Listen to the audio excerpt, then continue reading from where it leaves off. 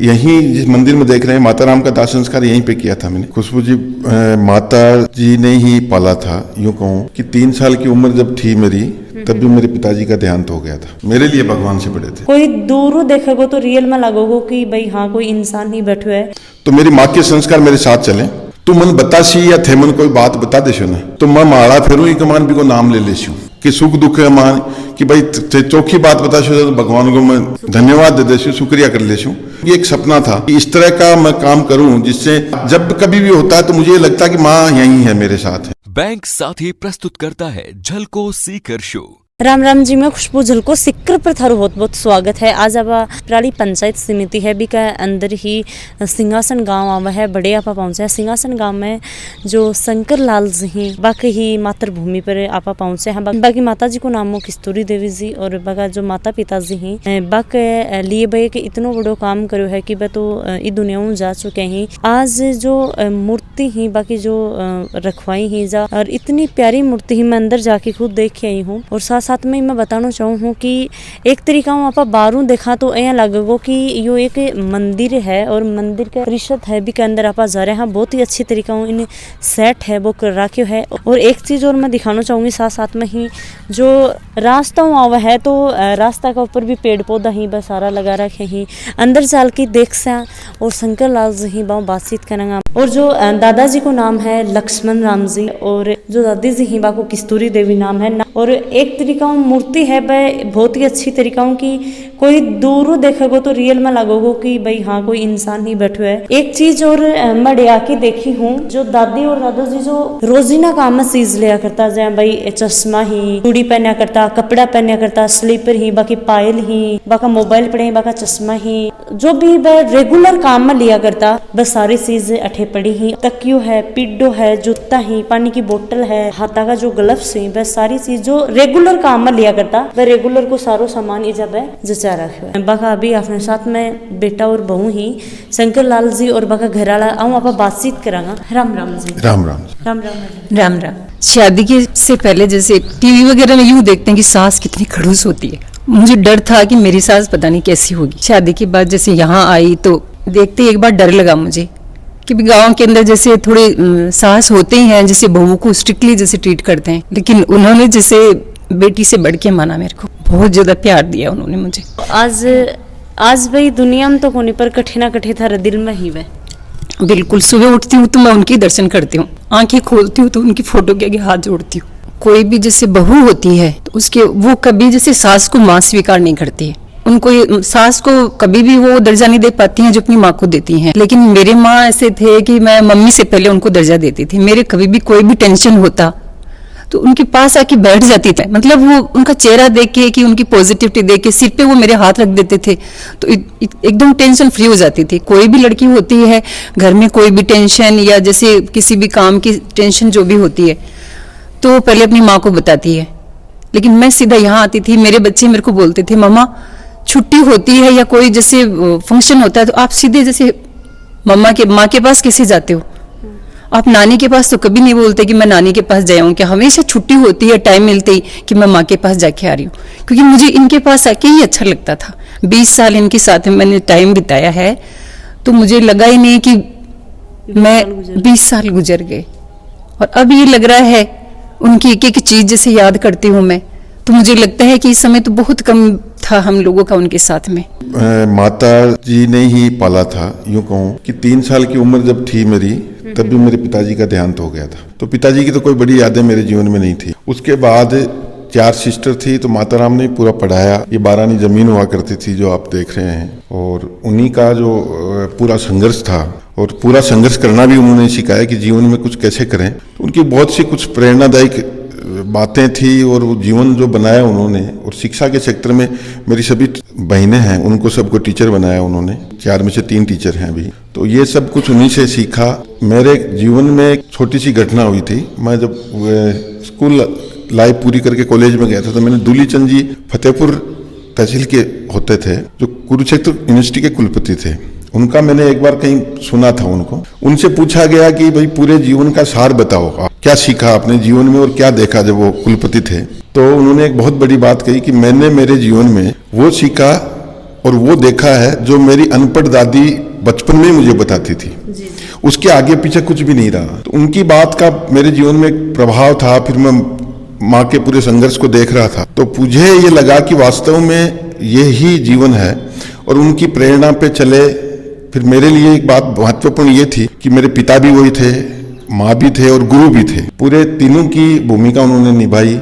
फिर 2000 में जब मेरी शादी हो गई तो मेरी धर्मपत्नी के साथ भी उनका एक बेटी की तरह से बहुत बड़ा लगाव, और उस सब चीज़ों को देख करके और पूरे जीवन में जो संघर्ष की कहानी रही उसको पूरा देख करके मुझे एक प्रेरणा मिली कि जीवन में कुछ यदि अपन करें तो क्या देखें, किसको भगवान माने। तो मैंने सोचा जिनका एक एक सांस अपने लिए इस धरती पे चलता है तो इससे बड़ा भगवान अपने लिए कौन हो सकता है। और यहाँ तक अपने को पहुंचाने में उन्होंने बहुत बड़ा रोल निभाया है। यही भगवान है। जब भी मैं थोड़ा सा जैसे संघर्ष में आगे बढ़ता गया तो उनकी ये सब बातें मेरे साथ जीवन में जुड़ती गई और घटनाओं से उनका जो देवत्व था वो और आगे बढ़ता चला गया। जब भी मैं माँ से पूछता था कि माँ, कई बार हताश निराश होता था, तो एक बार उन्होंने मुझे एक बहुत बड़ी बात कही थी। जब मैं 2000 में सीख कर गया ही था, साइकिल थी मेरे पास है, और जब इस शिक्षा के सेक्टर में आया था मैं, तो माँ ने मुझे ये कहा था कि मैंने पूछ लिया उनसे, माँ क्या करूँ अब तू बता। तो उन्होंने बहुत साधारण भाषा में मुझे कहा था कि बेटा तू के करे ई बात पर मत ध्यान दे, तन जिंदगी में के को नहीं करनू, बा बातों पर तू ध्यान दे। ईमानदार रहनू है, कोई के साथ बेईमानी को नहीं करनी, कोई के साथ व्यवहार को नहीं खराब करनू, कोई के साथ चीटिंग को नहीं करनी अपन। ऐ सब चीजों पर तू ध्यान दे, एक जिंदगी में को नहीं करना, बाकी के करना वो तो भगवान ऊपर लो मत ही कर। उसके बाद मैंने ये सोचा जीवन में कि मुझे क्या नहीं करना उस पर ध्यान देता हूँ, क्या करना ये ईश्वर अपने आप कराता है। और वैसा ही कुछ होता गया जीवन में। मैडम जो कुछ प्रेरणा उनसे मिली उसके बाद मेरे जीवन में, यहीं जिस मंदिर में देख रहे हैं माता राम का दाह संस्कार यहीं पे किया था मैंने, इसी जगह पे दाह संस्कार किया इनका। और फिर ये था कि धर्मपत्नी से मैंने बात की कि अपन माता राम का मंदिर बनाएंगे पिताजी का, तो इन्होंने बहुत ही सहर्ष उस बात को स्वीकार किया। मुझे ये लगा कि स्थान का चयन मैं कैसे करूं। तब मुझे लगा कि मैं अगली पीढ़ियों को क्या दे पाऊं, तो इनको ये दे पाऊं कि मैं घर से निकलूं तो मेरी माँ के संस्कार मेरे साथ चलें, और मैं उनको ये कह के जाऊं कि माँ, उनमें बहुत बड़ा देवत्व था कि मैं जीवन में ऐसा आज पूरे दिन में ऐसा कोई काम नहीं करके आऊं जिससे किसी का बुरा हो, या मैं किसी का भला भी नहीं कर सकूं तो किसी का बुरा नहीं करके आऊं। और वापिस जब आऊं तो माँ को ये कह करके जाऊं कि माँ, आज का दिन ये रहा और जाने अनजाने में भी मुझसे कोई भूल हुई है तो उसका प्रायश्चित करने का मौका देना, और कल दोबारा मैं इसी काम में लग जाऊं। ये प्रार्थना मैं इनके साथ करके जाता हूँ हमेशा। ये मैंने ठाना था इस बात को, और यही करके जाता हूँ इनके साथ। इतनी आध्यात्म था उनके अंदर। मैं मैडम आपको बताऊं कि जो जीवन का संघर्ष उन्होंने जो किया था, एक बारानी जमीन में पशुपालन करके पालना और सबको पढ़ाना, ये सब चीजें देख करके मुझे वास्तव में लगा कि यदि इनके जीवन को ही अपन फॉलो कर लेंगे तो बहुत बड़ा अपन कुछ जीवन में बच्चों को या आगे आने वाली पीढ़ियों को दे पाऊंगा।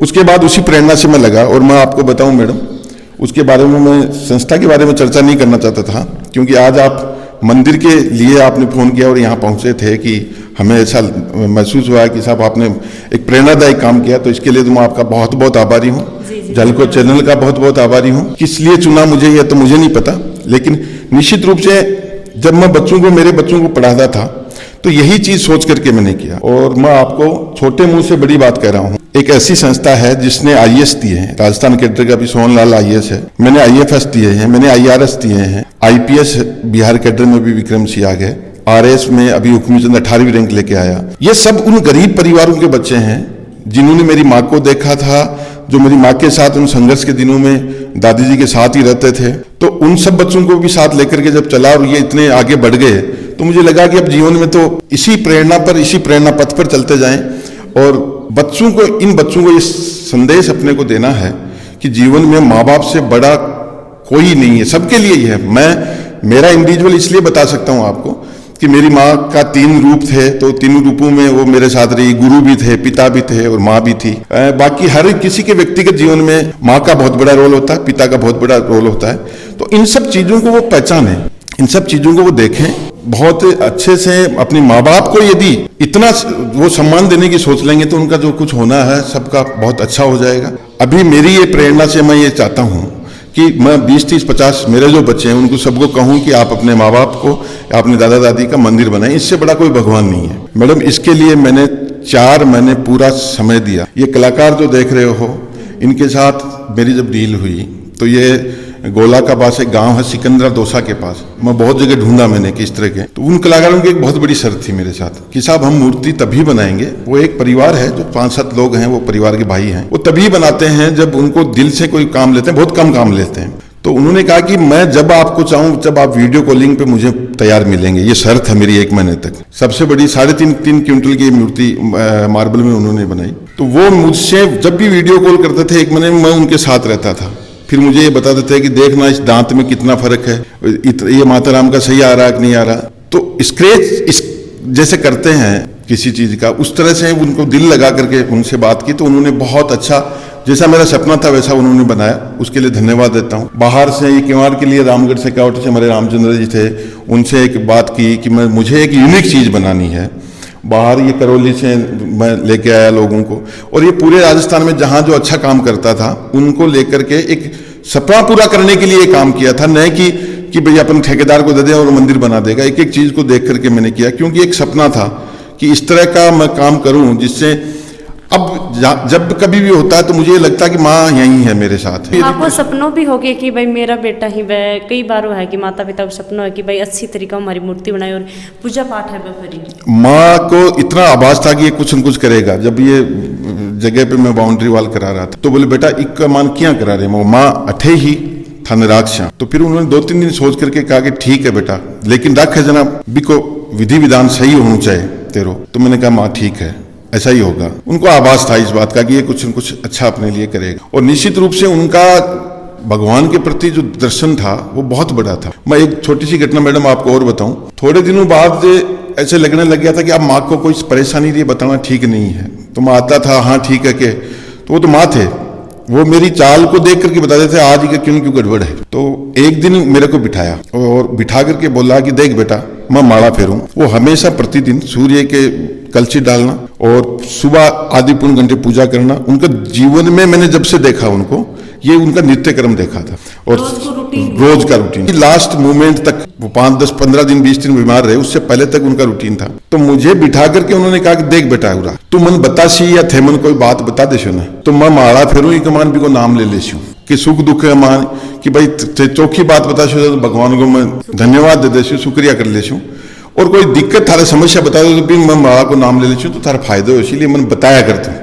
तो यहाँ मत सोचा करके मान के बताऊँ मैं। उसके बाद में मैंने उनसे पूरी बातें शेयर करना शुरू कर दिया, और उसका कहीं उनका देवत्व साथ चलता गया, और आज भी उनका देवत्व मेरे साथ है। मैं किसी भी बड़ी समस्या में मैं धर्मपत्नी यहाँ आकर के बैठ करके बात सोचता हूँ कि इसका समाधान कैसे, तो मुझे ये लग जाता है कि ये माँ होती तो ये करती, इस समस्या पर डिसीजन इस तरह से लेती, तो मैं उसी तरह से डिसीजन लेता हूँ। वो उनको लग जाता था कि अब कहीं कोई है और अपने ऊपर है, तो वो गंडा से उठा पाऊँ भी देरी कौन लगाता, और वो की कोई मदद कर पाऊँ भी देरी कौन लगाता। फिर मैंने ये समझा कि इनके जीवन को आदर्श मान करके जो बात लास्ट में समझी वो ये समझी कि एक तो आने वाली पीढ़ियों को अपन इनके द्वारा मैसेज दे सकते हैं। जो एक अनपढ़ महिला मुझे यहाँ तक पहुंचा सकती है, आप लोगों से बात करने का मुझे मौका मिल रहा है, आप यहाँ चल करके आए, यहाँ तक मैं पहुंच चुका हूँ, तो उनके सिद्धांतों को मैं क्यों छोड़ूं। इसीलिए सोच करके अंतिम उनका सारांश जो मैंने निकाला था वो ये निकाला मैडम, समझ पैदा व्यक्ति की उम्र के साथ होती है, लेकिन उसके साथ सही गलत की निर्णय क्षमता